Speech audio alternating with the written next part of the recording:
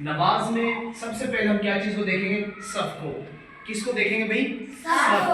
اب دیکھیں ہم نے سب سے پہلے صف کو سیدھا کرنا. صف دے بھی کریں اپنے پاؤں سیدھے کریں. پیچھے ہو پیچھے.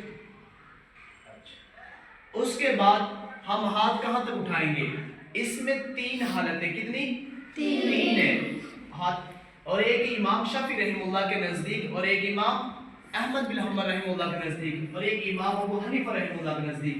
جب ہم امام ابو حنیفہ رحمہ اللہ کے قول پر عمل کریں گے، جب ہم امام ابو حنیفہ رحمہ اللہ کے قول پر عمل کریں گے تو تینوں قولوں پر کیا ہو جائے گا؟ عمل ہو جائے گا. اور امام ابو حنیفہ رحمہ اللہ کے نزدیک ہاتھ کہاں تک اٹھانے؟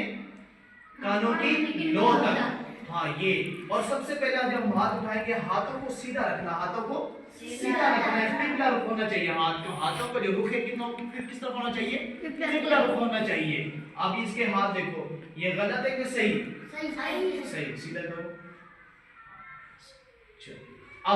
اب یہاں اس نے ہاتھ کیے تو تینوں قولوں پر کیا ہو گیا؟ عمل. امام شافعی رحمہ اللہ کے قول پر بھی اور امام احمد بن حنبل رحمہ اللہ کے قول پر بھی عمل ہو گیا، اور امام ابو حنیفہ رحمہ اللہ کے قول پر بھی عمل ہو گیا. آج ہم یہاں تک ہیں، کل اس کے دوبارہ ہم کل آگے چلیں گے. اب بیٹھ جائیں. آگے آپ علیہ الصلوۃ والسلام ختم نبوت کے متعلق آپ علیہ الصلوۃ والسلام کا فرمان ہے انا خاتم النبیین. انا خاتم النبیین. آپ علیہ الصلوۃ والسلام کا فرمان ہے میں کیا ہوں؟ آخری نبی ہوں. لا نبی بعدی. میرے بعد کوئی نبی نہیں آئے گا.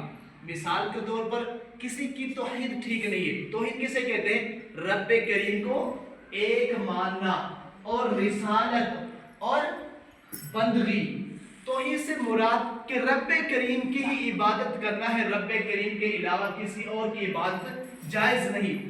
مثال کے طور پر رب کریم کے ساتھ کسی نے کسی کو شریک کیا، رب کریم کے ساتھ کسی نے کسی کو شریک کیا تو وہ شخص جنت میں نہیں جائے گا.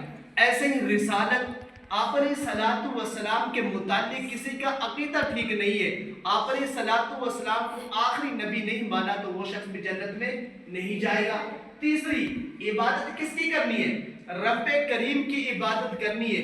اگر رب کریم کے علاوہ کسی اور کی عبادت کی تو وہ شخص بھی جنت میں نہیں جائے گا.